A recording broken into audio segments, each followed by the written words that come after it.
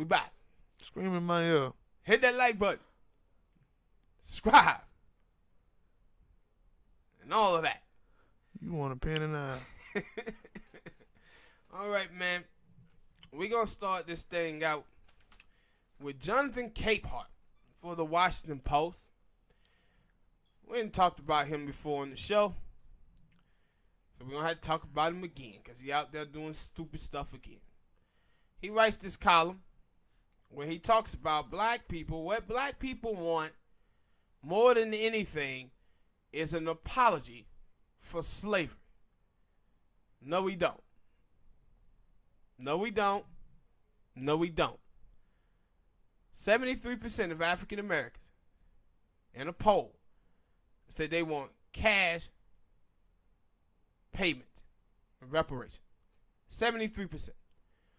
But he writes this column talking about an apology. And see,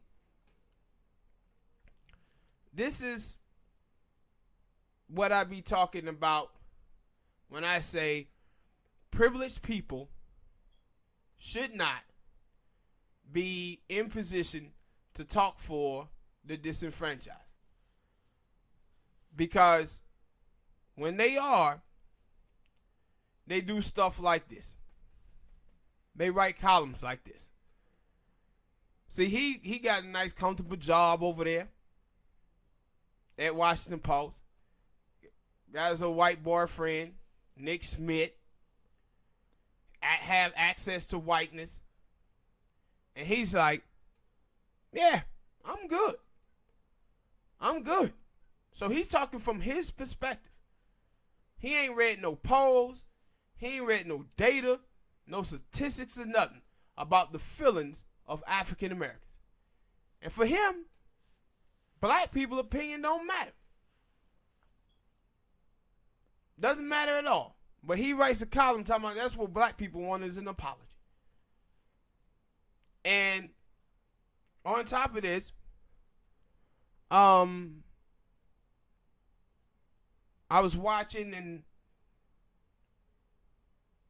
Sheila Lee Jackson, who was responsible for pushing the H.R. 40 bill, she retweets Jonathan Capehart because the ADOS community was on his behind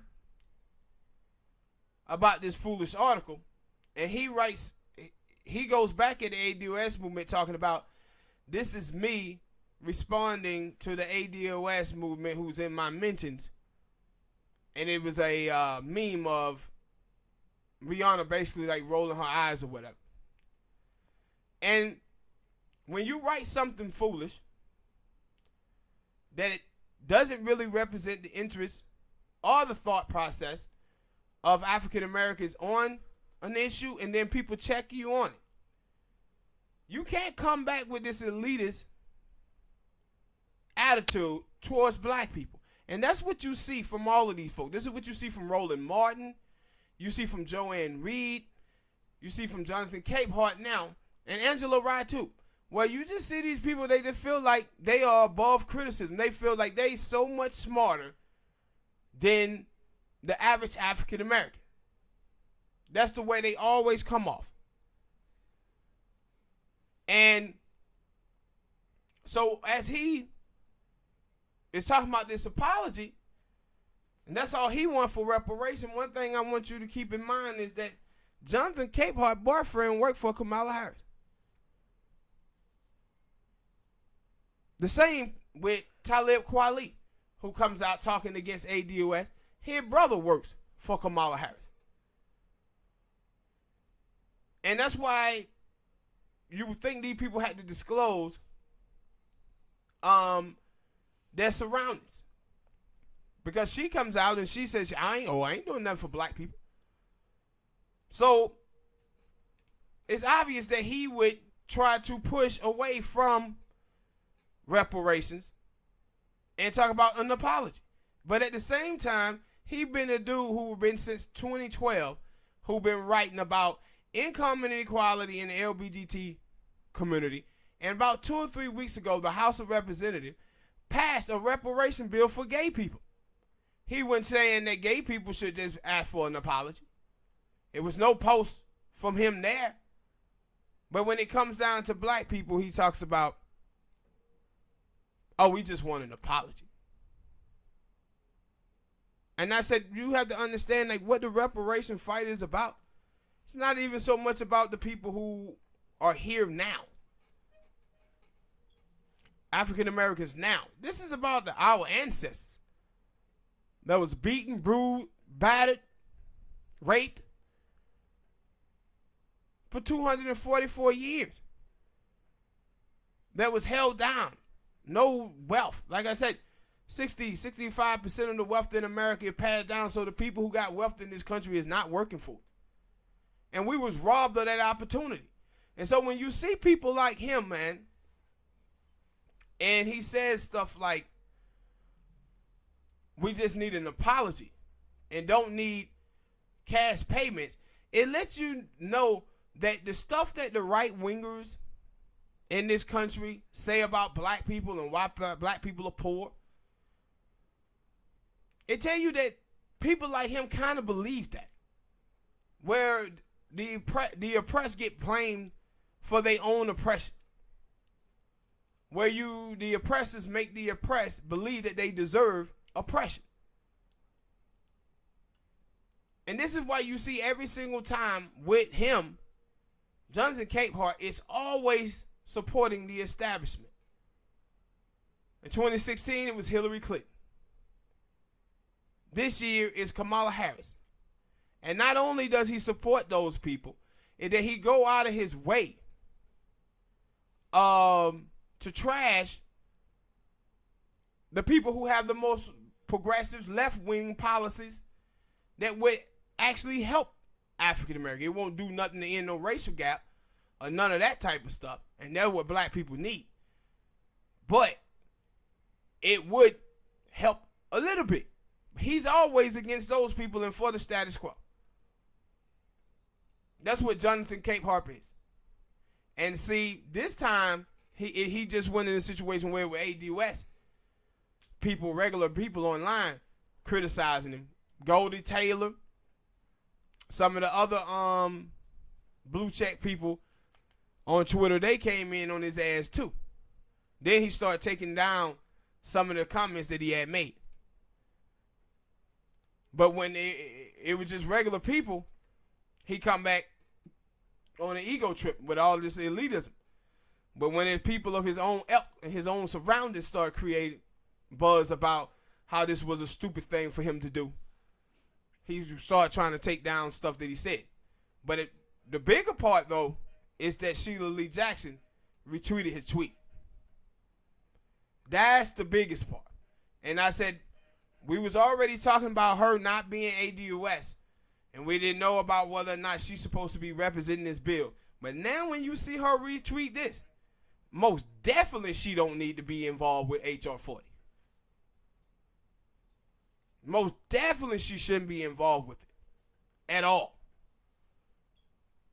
Because if you think black people need an apology, then you don't understand black America at all. You don't understand the pain, the struggling. And don't care. And don't care. Absolutely. And don't care about it at all. But this is the thing that you see from these people in the media, man. It's just a bunch of foolishness when it comes to reparations. This is what Charlemagne was saying, too. We just need an acknowledgement. No. The hell are you talking about an acknowledgement? This all come from privileged people, man.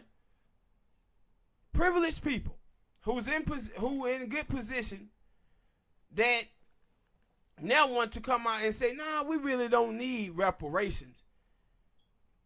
I remember when they asked Obama when he talked about in 2008 and they brought up reparations to him in a debate, and he said, well, what we need is investments into South Carolina schools.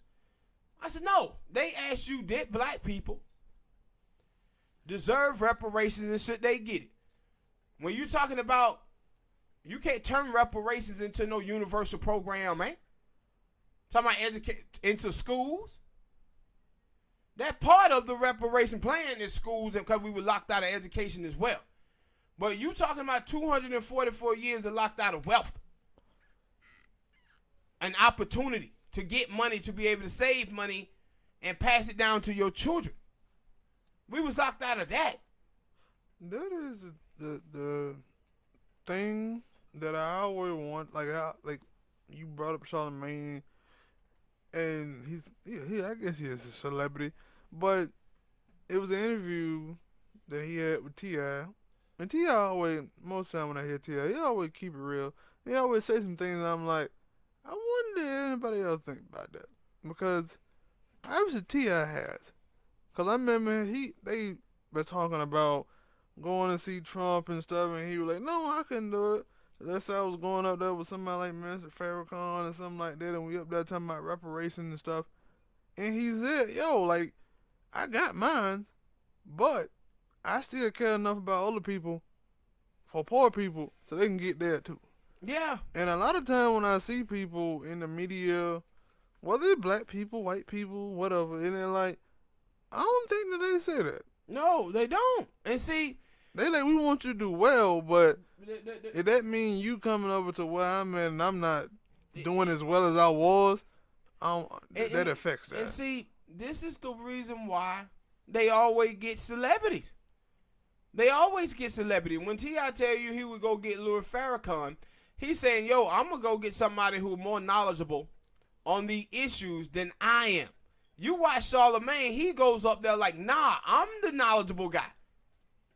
I'm the knowledgeable guy. And then when he say stuff, it's just stupid. And that's what you seen here with Jonathan Capehart. And didn't go and research anything. Didn't try to say, let me go research some data to see what African Americans think about this issue. And my whole thing is about Jonathan Capehart, right? When he write this column, he comes right back telling you that he know of the ADOS movement. This is not him just saying, yo, reparation is just something that the Democratic Party is now talking about and discussing. He know why they discussing it. He know that ADOS have put this issue on the front burner in American politics today, and he still decided to say, no, what we want is an apology. It lets you know that he's trying to shift opinions with his post. That's what he's trying to do. This is the same thing with Obama in 2008 when they brought up the immigration topic. He tried to shift it to, no, black people don't want reparations. What black people want is college funding. We need to invest in the schools. This is to take the issue of reparation off of the table. And that's what you see from the neoliberals. And now people always, talk about Candace Owens.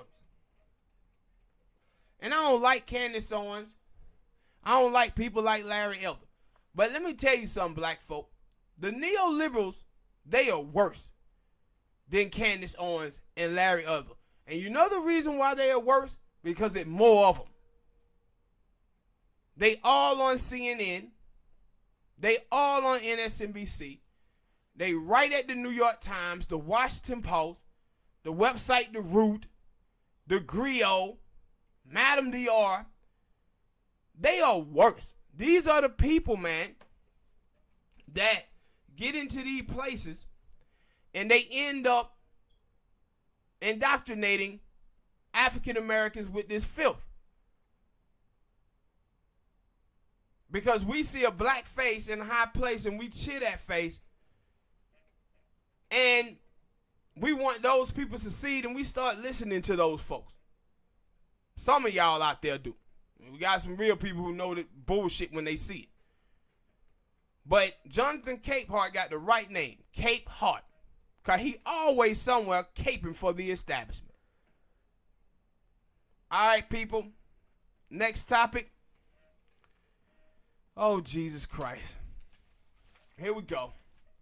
A white man was arrested for spitting in his black girlfriend's face because she wanted to try slave role play in the bedroom and he didn't. Here we go with these bed rents, man. Well, this girl wanted to be his slave. And he's the slave master. And when the boy refused, because he was one of these, one of these white boys who think he like a hood dude or whatever. So you'll see white boys like that. They have some consciousness of surrounding blackness. And so he thought, what the fuck she thinking about? Want me to be a slave master and she a slave? Bed wrench. Bed wrench. This is bed wrench behavior. This is what you see from black feminists. They talk this same type of stuff. Same type of attitude that you see from the feminists and the gay dudes over at the website The Root. They talk this same type of foolishness. But it's amazing to me that you could take slavery and want to do a goddamn sex game out of it. And then it had to be the white boy to tell you no. You would think it would be the white boy who's saying they try some freaky shit like that. But it's her. And this is one of the things, man, that I've said with these black feminist chicks out here who are like this. A lot of chicks would say, I don't like when black men date outside of their race. The reason why they don't like black men to date outside of their race is not because they loyal to black men. It's because they want to date outside of their race too, and white boys ain't hollering at them. Like you'll see black folks who, anytime a black man does something, it always black man trash, black man garbage, black man the weakest link. But then when last few weeks when these white men were doing all these shootings, you seen the black feminists talking about male supremacy is a problem. They never attack the white man because that's who they trying to date. That's who they trying to date so they can do slave play with. And one chick, she says, well, when the problem is when black women, when we date outside our race, we date up. So what you saying, when you date black men, you dating down? You dating down? When you date black dudes? We date up. And it's like people don't seem to understand something, man. Most of the time in American life, when people date their class that they're a part of. Rich people normally date rich people. Middle class people normally date middle class people. And poor people normally date poor people. But the problem that a lot of these women out here have today is that these women always want to date men who have options. But they never want to live up to the standards of those men who they want to date. And like I said plenty of times, with black women like this, what you see constantly is those women trying their best to escape blackness. Try to do it with a college degree, that doesn't work. Try to do it with marriage, that doesn't work. That's when they start setting their eyes on white men. And it's all because of the stereotypes that we as black people swim in this country. And our stereotypes is like, you see black people, we go start talking about black empowerment and stuff like that. What you'll start seeing black people do is mention the Jewish community and mention the Asian community. Because they swear these people are just doing it. No, man, they getting it, man. They doing this and they doing that. And it's the same thing when you see these black chicks like her, is that they live on these stereotypes that white people got all the money. But a lot of white people in the country broke it as hell. But they live through these stereotypes. And when you see black people will say things like a racist white person can say something about black people, or any other race group say something about black people, and those black folks say, yeah, man, we all like that. But then as soon as you say something about white people, they say not all white people. See, they'll stereotype their own. It's all being the same. But when it comes to white people, white people or Asians or Latinos, they won't do the same with them because they want to have an excuse to try to date those people. But they'll trump all black people as being the same. All black women are the same. All black men are the same. Living in these stereotypes. But when it comes to other groups, not all white people, not all Asians, not all Arabs. But with us, yeah, that's how we are as black folk. But she was willing to do slave role play to degrade herself. And these people be like, oh man, black men the weakest link. I ain't never seen black men do no shit like ghetto gaggers. I ain't never seen black men do no shit like that. It be black chicks up there doing ghetto gaggers. Or trying to hoard themselves out for money and shit. But we the weakest link. Alright, people. Hit that like button. Subscribe. Next topic. Jay-Z signs a deal with the NFL. Colin Kaepernick, Eric Reed, and others upset about it. Feel like Jay sold out. Smoke, what's your thoughts on this thing, man? I have a bunch, and I mean, I'm not an optimistic person. Like, I get a lot of it. Like, a lot of people, like, if you black, you don't want to see, like, especially if you're not a football player, because that's one of the other things, like, they seem to not forget that, there's a lot of other black dudes in the NFL who still playing. And who stopped, at one point with kneeling. And that's another thing, like the whole thing with Cap, like, people, not me or not other people, just let that whole thing get a ride because it was about black unarmed people getting shot, racial injustice. Now, I don't know what the hell Jay-Z gonna do. When I seen it, I was like, oh, alright. And my thing is, like, I don't know what the hell they supposed to do, because they want to say it's about music, and then they want to say about racial injustice, and they're like, huh? Yeah. Huh? Okay. And for me, like, it's after that, it was like, it's a wait and see. We gotta wait and see what they gonna do. I don't know what the hell they gonna do. Alright. But, wait and see. And then, when I thought about, like, me thinking about, like, if I did, and I know that I got something that's gonna do something for racial injustice and inequality, then, yeah, I'm just gonna go ahead and do it. Even if I do know Cap, if I don't know Cap. But, and start hearing people, oh, well, he didn't call Cap, and it was like, huh? I didn't know that was a priority. Like, I understand that he's out of the league, they blackballing him, but I didn't know that was a priority. If I'm finna go do something, I gotta go call Cap. Nah. See, this is my thing. I never liked Jay-Z.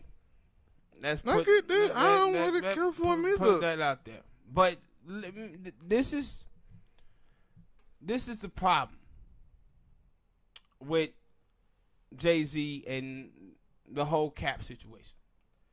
Is that it comes out, Jay-Z comes out, and he says, I'm not performing at the Super Bowl because I stand with Cap. At the time Jay-Z was doing this, he was behind closed doors striking this deal with the NFL. That's what he was doing. And this happened back in January. They just announced this now. This is 7 months later. See, this is similar to the same thing that Jay-Z did years ago, where white capitalists used him, sold him a piece of the Brooklyn Nets with the intentions of using Jay-Z's name and his brand to sucker black people in to the deal. So what happened is, up there in New York, those people were paying about $300-400 a month rent, and they jacked those people rent up to $2,500, almost $3,000. So those people couldn't pay for them that land no more. So they folk had to move, and they gentrified their neighborhood to build that new stadium up there. This is the exact same thing that the NFL is doing here. And let me tell you why people are angry at Jay-Z about this. People should also be angry with Colin Kaepernick for the same reason. See, when you say, man, I don't know what's going to come of it with Jay-Z, I do know what's going to come of it. Because I know what the NFL was trying to do with Eric Reid them and the deal that they shot down.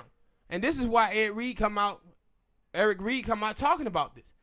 See, they had a plan on the table where the players was going to donate $15,000 of they check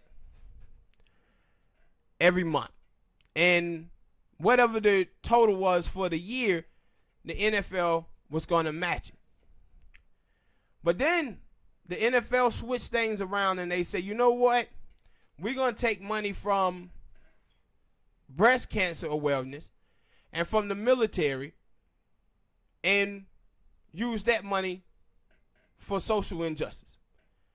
Eric Reid them said, no, we don't want to do that because we don't want to take away from those programs. We don't take from the military and take away from women. So that deal fell apart. Now, so Jay-Z, that's the type of thing that they're going to be doing now. The problem is this. When you talk about police brutality, bro, if you're not talking about politics, then you ain't talking about nothing. You cannot do stuff about police brutality without working with the mayor. And see, Arthur Blank, the owner of the Atlanta Falcons, when this thing first got started, he came out and he said, I had talks with the players on my team, and what they was asking of me and what the rest of the players that I talked to around the league, what they said is that, listen, you guys, meaning the NFL owners, have contact with these politicians because y'all work with them to get these stadiums built. What we want to do is get y'all guys to get us in the room with these people so we can talk about policy measures to end police brutality. You had some of the other white owners, like Jerry Jones and the former owner of the Texans. Only thing those folks wanted was a way to end it. End the kneeling. So they were going to throw some chump change at a situation to try to end it. They was not interested in putting those people in the room with those politicians. And see, this is the thing with Jay-Z, why what Jay-Z is doing is so foolish. It's because you cannot take money and say, hey, the NFL going to work to end social injustice when the NFL is turning around and giving money to the Republican Party. That's going to stop any legislation from getting passed on police brutality. And see, when I say you can also blame Cap, it's because Cap did the same thing when he signed with Nike. He signed with Nike. All of the people who supported Cap, these folk went out there buying all these Nike products without acknowledging that Nike is one of the biggest donors to the Republican Party. Back in July, Nike comes out talking about we canceled this pair of sneakers because Colin Kaepernick said he didn't like it. Now, you have to ask yourself a question. How many times have a company came out and told you about things that they canceled? None. Companies don't come out telling you what was happening in-house. You never know about these things. But why they did it is because they wanted to gin up all of this attention from conservative right. And you saw the conservative right going crazy about this. But the thing is, when you in the shoe world, and you're a sneakerhead, you know that when a shoe company print up shoes, they have a prototype, and every shoe that come off the assembly line must look like that prototype. But if a shoe have a defect on them, scratches or anything like that, the sewing on the sneaker could be off, a lot of glue, then they can't sell those shoes at places like Nike, eBay, or at a mall. That's why you'll go to a Nike outlet and you'll see B grades sneakers there, and they have the sneakers with the top of the shoe box cut off. They put those shoes there, but what they also do is they sell those sneakers on the black market. So the sneakers that they was talking about that they canceled, they didn't cancel shit. Those sneakers are being sold right now on eBay for $5,000 to $10,000 a pair. So now they get all the money from the people who supports Colin Kaepernick, but then also is able to gin up all of this hate by saying they canceled these shoes, the Betsy Ford sneakers, I think they were, and then have these conservatives running out looking for these sneakers and buying them online. So what Colin Kaepernick did was basically sold black pain and oppression to Nike. And what you see from Jay-Z right now is the same thing. I said what white people have been doing for forever in the United States of America is, man, they know black people, man. And what they know about black people is that we worship celebrity and that we also want to see a black face in a high place, even if those faces are working against the collective. This is the same thing in American politics. The reason why millionaires and billionaires, they do the same thing in politics. They give money to the Republican Party and the Democratic Party. And why they do that is because they know how gullible the people on the left are. So you watch Bill Clinton. Bill Clinton did Don't Ask, Don't Tell. He did the 1994 drug bill. He did the 1994 welfare reform. He did the 1996 Telecom Act. And he did the 1996-97 repeal of Glass-Steagall. It's not a Republican president who could have done those things. Not a one. Not a one could have done those things. But you put a white supremacy policy, anti-black policy, around a Democrat or a black face, and black people would go for it. This is why you seen them throw out Kamala Harris out there. They're like, nah, we'll do what we did with Obama. Black people will get excited and they'll just vote for somebody who black. And that's what you see with the NFL. They're like, nah, let's get Jay-Z. He got some stroke in the black community. He been out there acting like he's this new black activist that he never have been. Until Harry Belafonte came out and Yeah. said something about him. Until Harry Belafonte came out there and started creaming him and Beyonce. You didn't see neither one of them say a goddamn thing about issues plaguing the black community. Now all of a sudden, they Malcolm X and Angela goddamn Davis. But what I was telling you guys a while back about Al Sharpton and Elisa Garza and D-Ray McKesson, this is what these folks do to get themselves closer to white capital. They'll go out and pretend as if they're fighting for black folk. But they really not. See, you have two type of people, man. You have fighters and you have warriors. See, a warrior throw themselves on the grenade for the collective. Martin Luther King Jr., Medgar Evers, Malcolm X, all of these people was warriors. But then you have fighters. And see, you can get fooled by a fighter.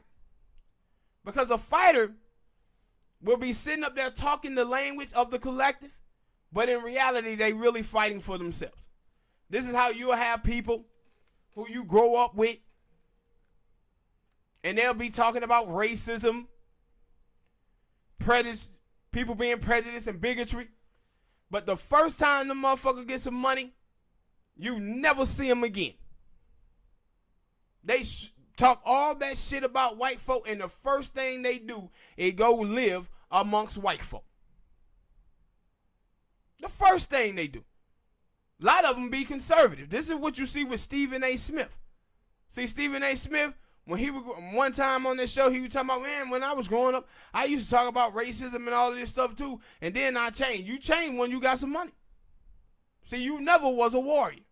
You was a fighter.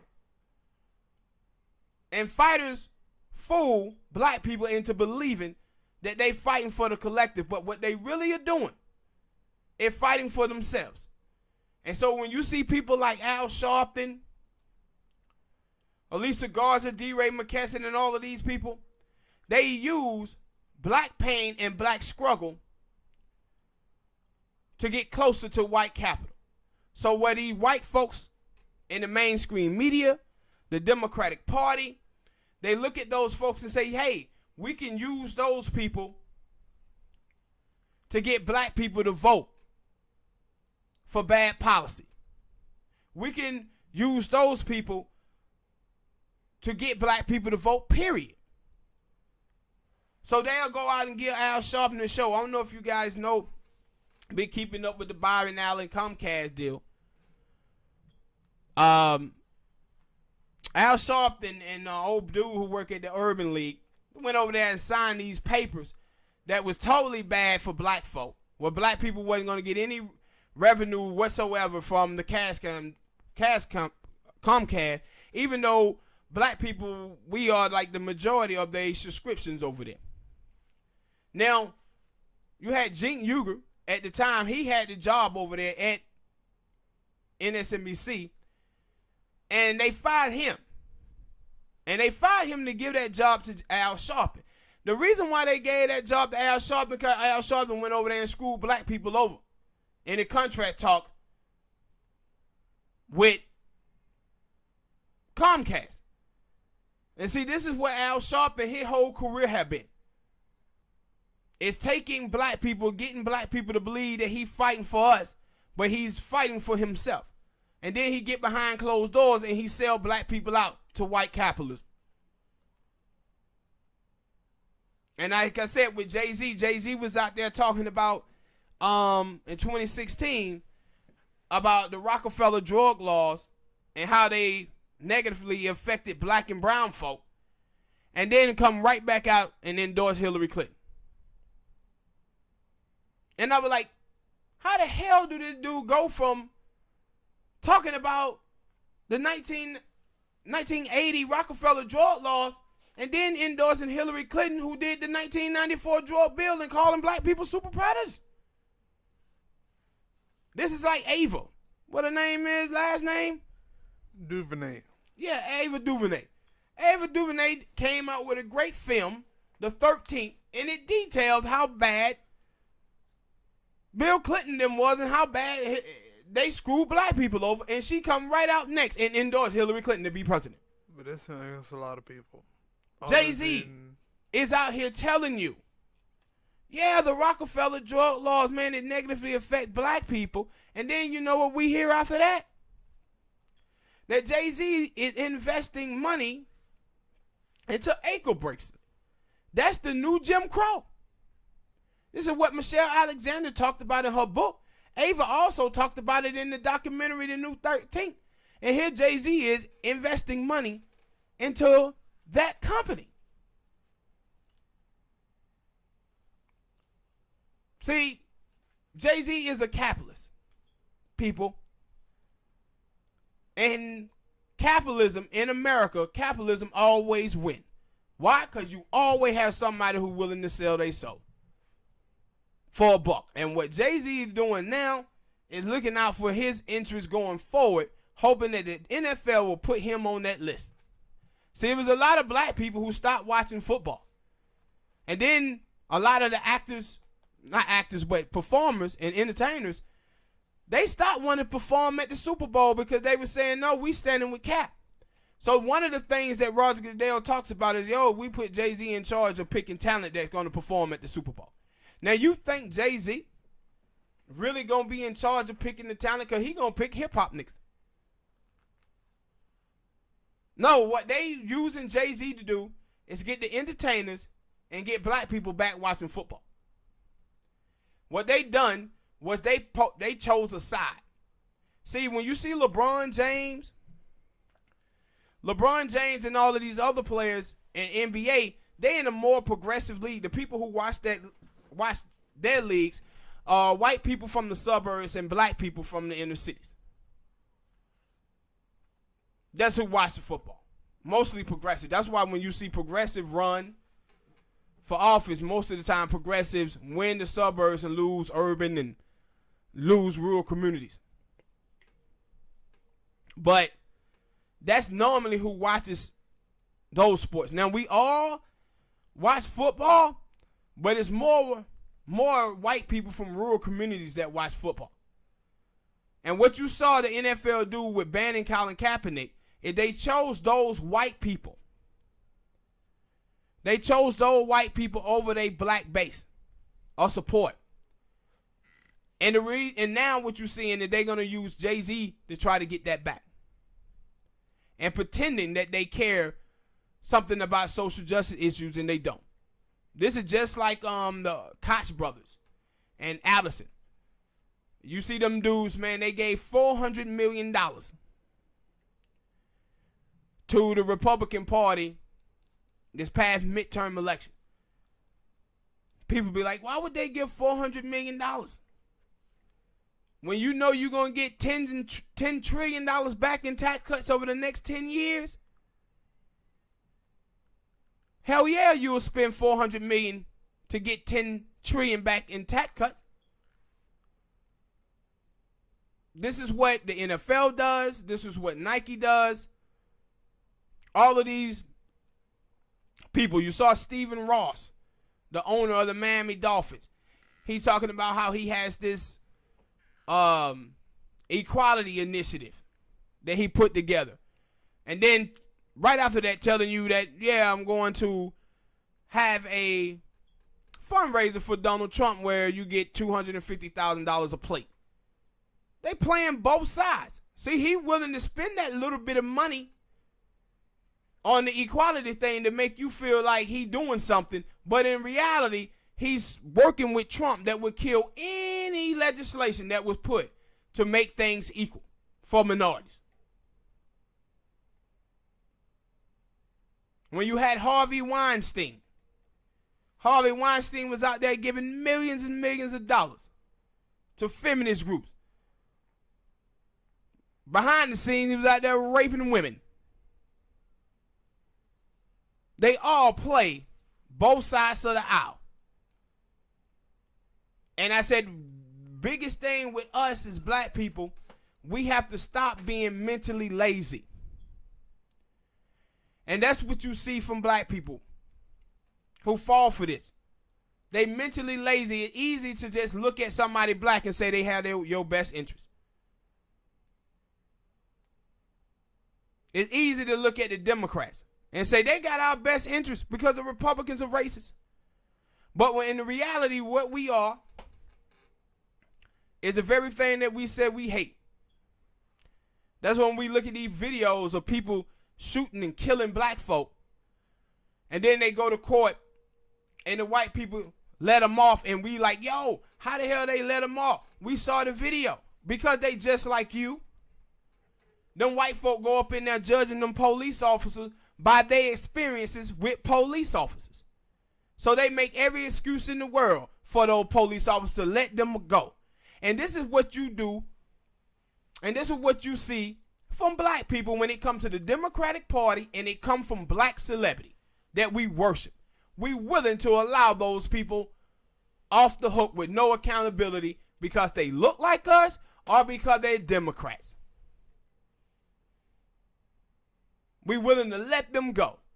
And this is why you see the NFL go out and get Jay-Z. Because they say, no, black people dumb enough to fall for this because they love Jay-Z. And I said, we, as black people in this country, we do the same nonsense that you see white people doing. We live through black celebrity and worship black celebrity while white people live through whiteness. You see racist white people, they always talking about white people created this and white people, we created that.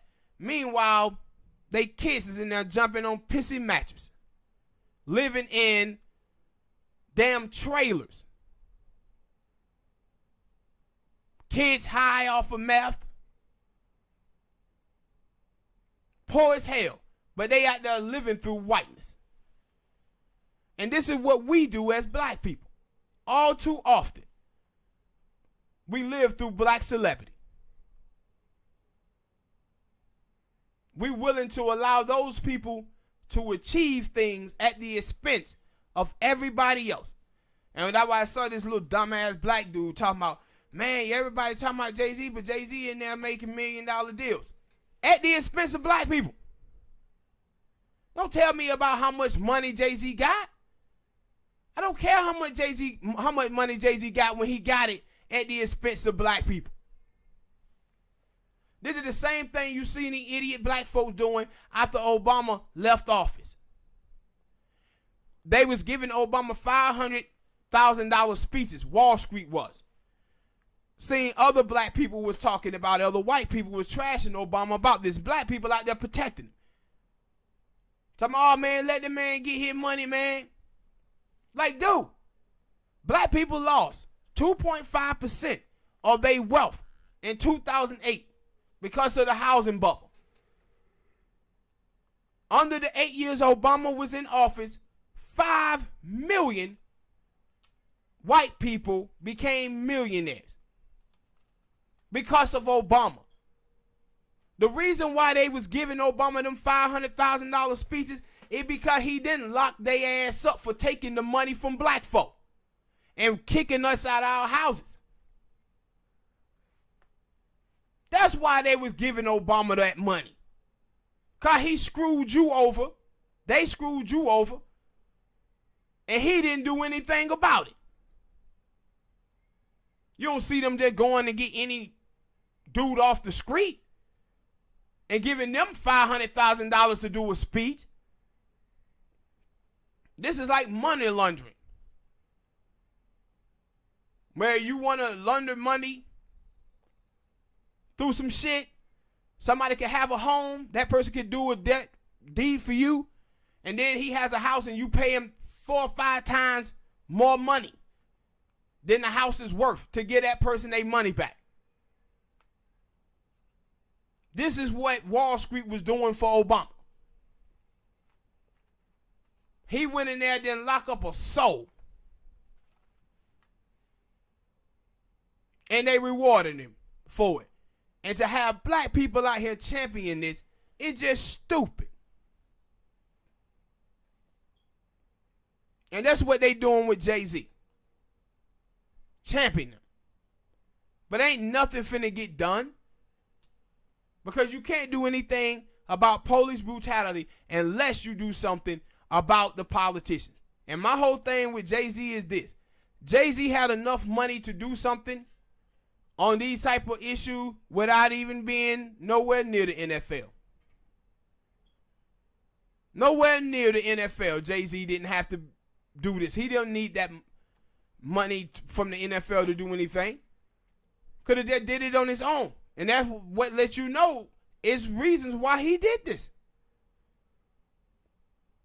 And those reasons are is Jay-Z is trying to get in good with the NFL so he can buy a team. They using him and he using them. But with Cap can't be too bad about this because he did the same shit. He used his capital with Black America to get him a deal with Nike. And he pretty much brought us over to Nike so Nike can drain us for our money, the same money that they're going to get, and give it to the Republicans. The same thing with the Civil Rights Act. This is one of the biggest problems I had with the Civil Rights Act. You had stores up that said no blacks allowed. We did work to get civil rights passed and get them signs taken off the store so we can do what? Shop at stores for white people who hate us?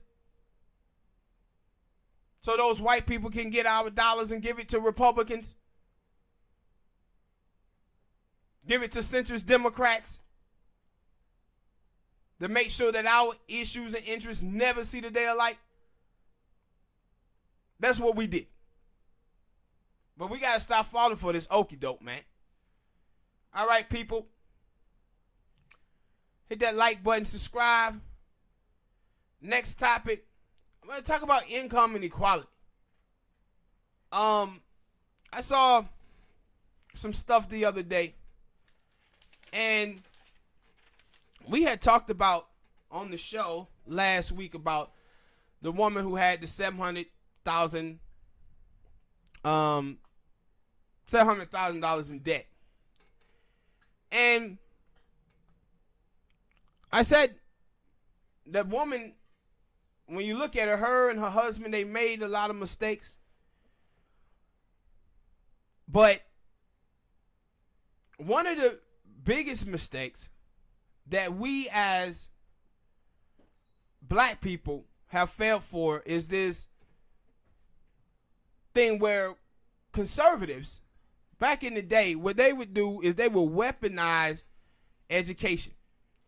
So anytime black people would mention anything about racism or whatever, they would say, well, black people is in the situation that they're in because they don't have an education. And then they kept moving the goalposts. First it was, you got to get a high school diploma. You get a high school diploma, you got to get a college degree.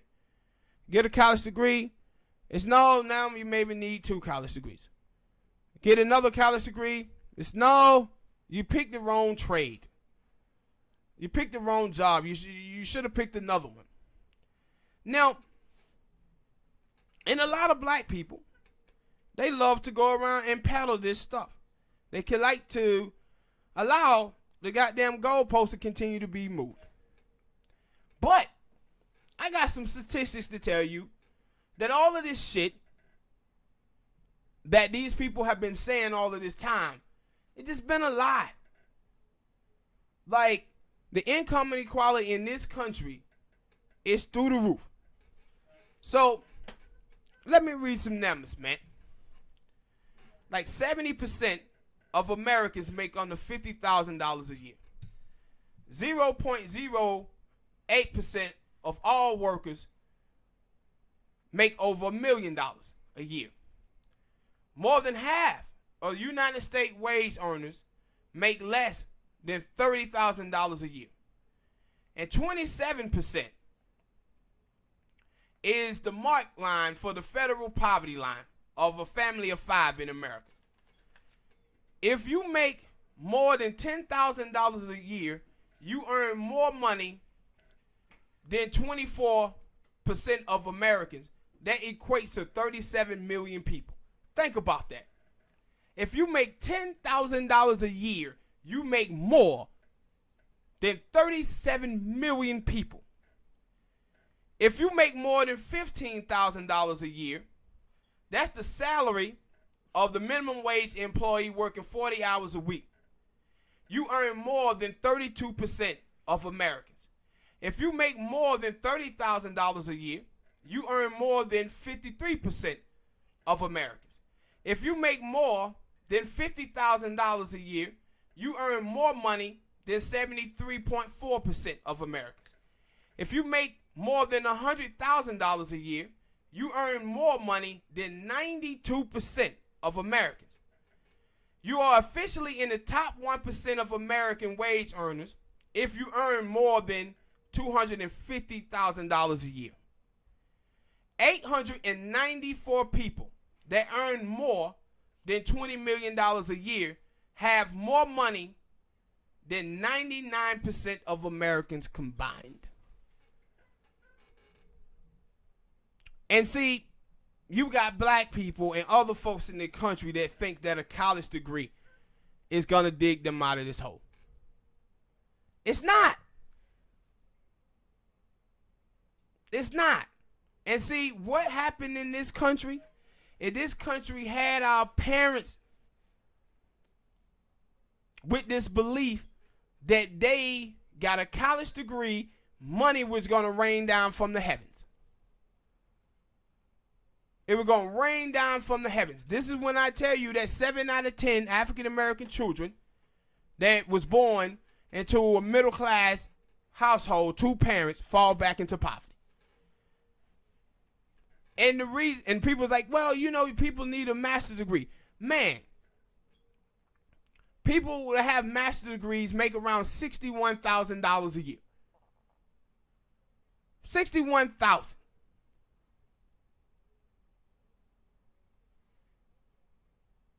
$61,000. When you collecting all of this debt, so you got like get an MBA or whatever from a non-profit or for-profit, them damn things cost anywhere from $250,000 or so to try to be a dentist. When you talking about making $61,000 a year, that's still a hell of a lot of goddamn debt when you ain't even talking about yet getting a home. Then you got to get a home, you got to get a car, you got to have food, you got to pay light bill, gas bill. This shit is about people not having enough money, enough wealth passed down. Like I said, 65% of the wealth in America is passed down, meaning these people didn't work for a goddamn dime. And we as black people, we've been held out of that.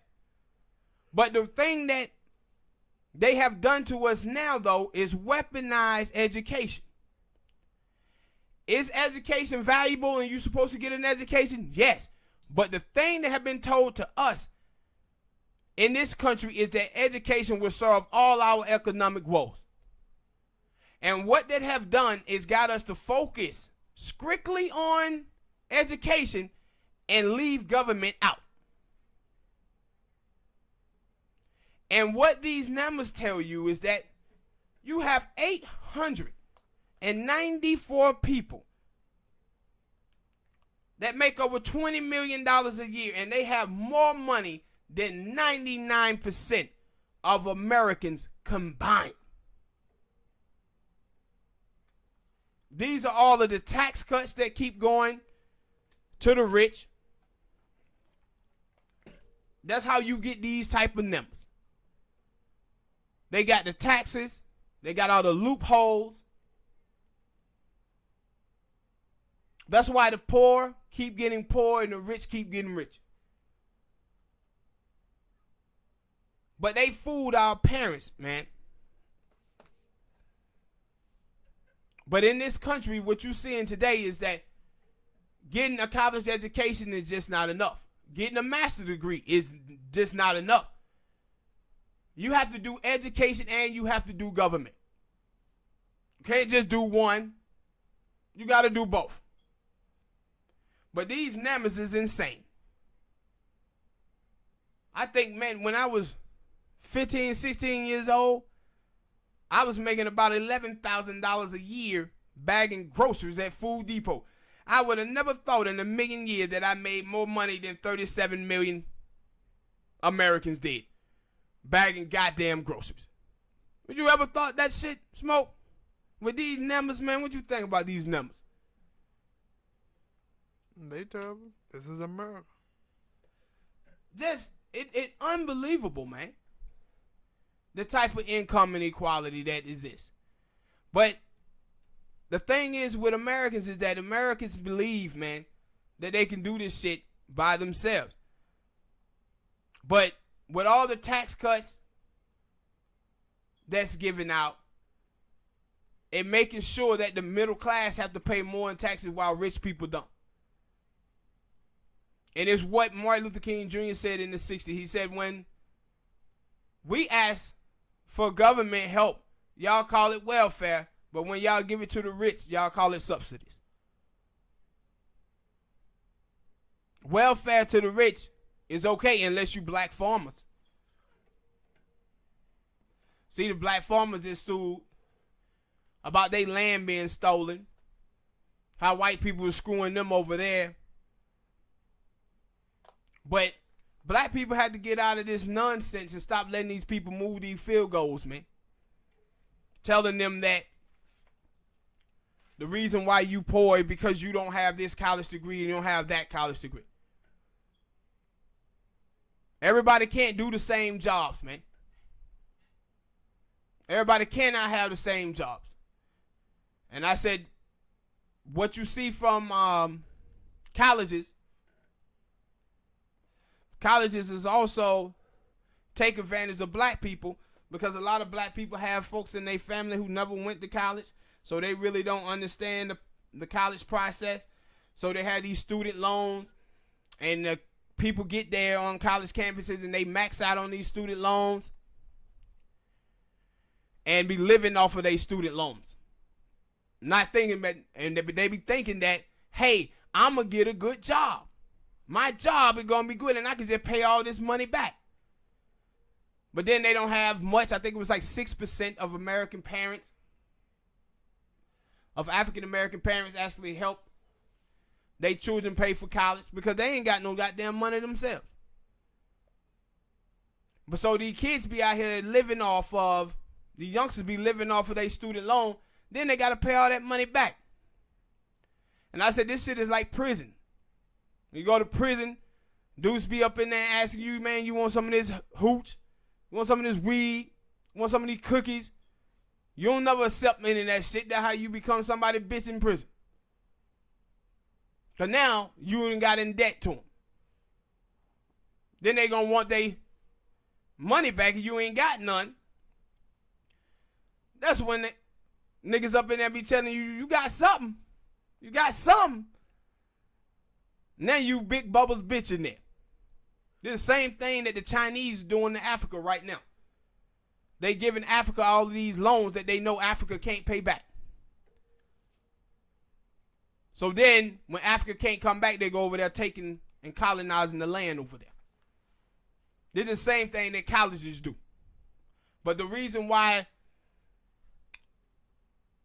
it all began is because we have so many black families where you got black people going to school and they the first person in their family to go to college. So they family don't know much, and then they getting bad advice from these folks. And they government is pimping them, making them out to be the government's bitch. But they out there living off of their student loans. But you see the numbers tell you the chances are you getting a fantastic job.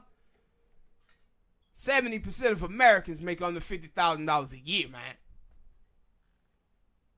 And 894 people in this country have more money than 99% of Americans. That's rampant income inequality in the United States of America. And what's crazy about it is when you look at Black America and you see that 1.5% of African Americans makes over $100,000 a year, you can kind of pinpoint those goddamn people out, or who those people are who are a part of that. Black people who are a part of the $20 million a year thing, that make over $20 million a year, them the goddamn ball players. The ball players. Oprah Winfrey, Byron Allen, and folks like that. You couldn't pinpoint who the white ones are like that, though. They said 1 in 5. I think 1 in 5 white families in America are millionaires. 1 in 5. the numbers from African Americans who got $1 million is so goddamn low. And it's because, man, we don't do politics. But these rich folks, they do. They do politics. And that's why I said with Stephen Ross, when they was going on about him, I said, no, Stephen Ross is not the problem. No, he support Trump because of them tax cuts. That's why he support Trump, because of them tax cuts. See, rich people, they vote their interest. The middle class and the poor, they don't. They let feminism and LGBTQ and racism of the Republican Party decide they vote. Not their economics. And the media, what you see from the media will basically self-consciously tell you who to vote for. They'll rile you up so much and tell you that Trump invented racism. That Trump invented sexism. And then they'll show you polls that say Joe Biden can beat him. And now you see in the polls, it tells you that Americans are not concerned about whether or not the Democrat agrees with them on policy. They just want somebody who can beat Trump. They're not voting their interest. And this is how we end up living in a country where 894 people have more money than the 99%. This is how we get here. And we can blame rich people all we want. But the truth of the matter is the problem, it's us. We don't vote our interests. We keep being fooled out here. All right, people, hit that like button, subscribe. Next topic. I want to talk about black socialism. The black socialists came out attacking the ADOS movement this week. They made this little film. It's called 600 Films or something like that, where they make a parody. And it was something similar to the Dave Chappelle sketch, where reparations was given out and black people went out there wasting their money on everything. And the girl who made the documentary, she was pro-black and all of this stuff, and she was pro-reparations. But then when you did some digging, you see that she was over there rocking with Talib Kweli. She wanted Talib Kweli people. And, but she said, well, we had some people, I think it was a New York Times article, where she said, no, the only thing black people would get from reparation is $16,000. Now, what's funny about this, girl is not even African American people. So why does it concern you, reparations, when you don't even benefit from it? See, she wanted to make a mockery out of the reparation fight. So once she did this, people start calling her out on it. And then the black socialists, and then the other socialist group, they had funded it, the film. They was working with it, promoting it on their website and everything, and on their Twitter feed. And see, what's amazing about this is that these people who was attacking the ADOS movement, they come in two factions. One, they are what I call Bernie-crats. These are people that are not really socialists. The only reason they call themselves socialists is because Bernie Sanders called himself a democratic socialist. And the ADOS movement went in on Bernie Sanders because Bernie Sanders was saying that he didn't believe in cash payments, that he thought it were other ways to do reparations. So now, the black socialists and these black immigrants, they're now showing their hand.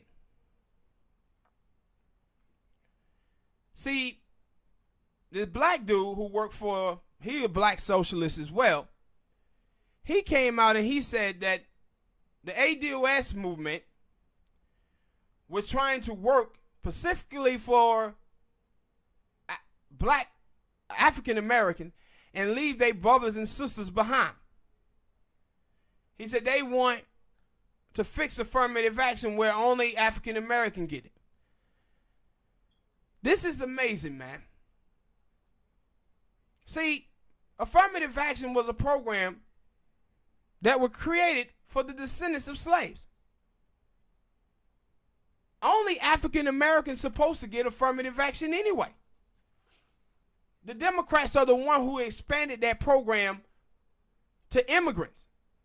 Now, because you have such a low graduation now amongst African Americans, that the people who benefit from affirmative action the most is immigrants and white women. See, what you're finding out right now is that anytime African Americans center themselves and they center blackness politically, you see all of these immigrants, white, Asians, Africans, Caribbeans, Haitians, everybody now comes out against African Americans. These people are so used to African Americans doing the heavy lifting for everybody that when we just center ourselves, they have a problem with it. But African Americans already done enough for y'all. They marched in the streets in the 1960s to deliver civil rights to everyone. They fought in 1965 to do the Immigration Act of 1965, would allow for all y'all immigrants to come into the country. African Americans fought in every single war in United States history. African Americans built the greatest country in the world, the greatest economic powerhouse in the world. So y'all came here to be able to make a life for yourself here in America. But then when African Americans start to center themselves, y'all have the nerve to have a problem. See, the Nigerian family out in California is worth $100,000. The black family is worth 11. It's like 87 to 89% of black doctors in this country are Nigerians. We, as African Americans, have fought for the other groups enough. We haven't got that back in return. And like I said, your little Black Lives Matter thing, that doesn't matter. Because the only reason you screaming Black Lives Matter is because your skin is black too. And like I said before, man, if the LGBTQ community didn't involve white people and it was just black folk, nobody would be fighting for it. If feminism was just about black women, nobody would be fighting for it. It seemed the only time African American can get support in this country is when all other people are included in it. And see, what you see from Bernie Sanders, the biggest problem with Bernie Sanders is that Bernie Sanders tries to tell you that you can fix a race problem with universal programs. And these black socialists want to tell you socialism is the answer. Well, from 1930 to 1965, white people in this country, the government, used socialism to build white people, and they kept us out of it. In the state of Ohio, they redlined certain counties there to make sure that black people didn't get Medicare, Medicaid, and certain things for food stamps. And for black people, black counties that were predominantly black, you had to take drug tests to get food stamps. So just to believe that socialism will end the ills of African Americans is stupid, because what socialism would do, it would spread out money evenly, even if you did include African Americans. But the white people who already have more than African Americans, they will be getting money too. So you would still have that racial wealth gap there. They would just be getting a little bit more money. Black people would. But the things that ill the black community is because they was held out of wealth for 244 years. And 100 years of Jim Crow. The only thing that can end the racial wealth gap in the United States of America is reparations and a New Deal. That's it. But all of these people who are attacking ADOS, the black socialists, all of these people are Bernie-crats. They even use numbers similar to his. He said the only check that black people would get would be $20,000, and they saying 16. The same thing with Talib Kweli. The reason why he's attacking the ADOS movement has nothing to do with ADOS being xenophobic. It has everything to do with his brother working for Kamala Harris. And I said, when black people start centering themselves and fighting for politics for themselves, here come all of these other groups throwing salt in the game. This is why we should have never fought for any of them. I said, what you seeing now in this country, the other groups going to start making black people become tribal, where we focus only on ourselves, because they showing their hand now. Only use they have for African Americans is African Americans being murals for their issues and the stuff that they want to see done. But the moment we start talking about stuff pertaining to us, they want to get the flip mouth now. All right, people, hit that like button, subscribe.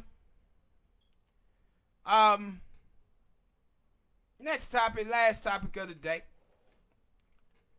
We'll talk about Joe Biden and his team. Talking about hiding Joe Biden from the media and rallies because they getting worried about Joe Biden and all the gaffes that he keeps making. Sometimes things are not gaffes and people just tell you what they really mean. And what they truly believe in.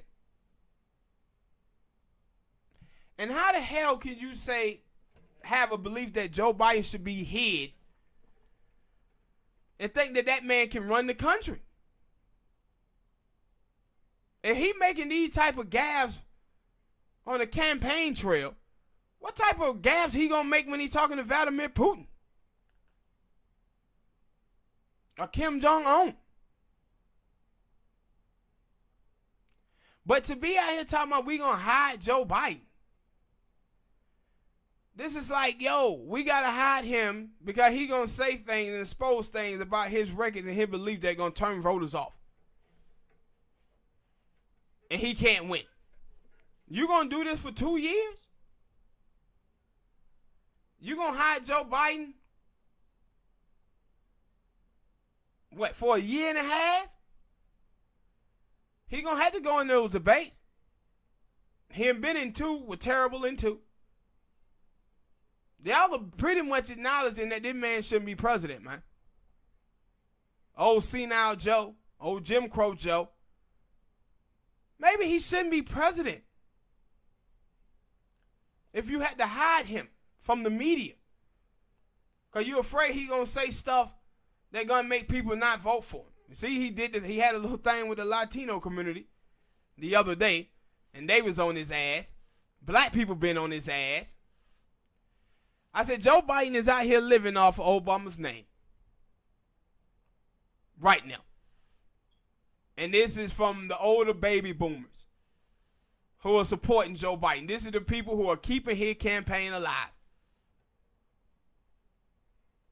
But the baby boomers ain't going to be enough. The older black baby boomers ain't going to be enough to get Joe Biden elected president.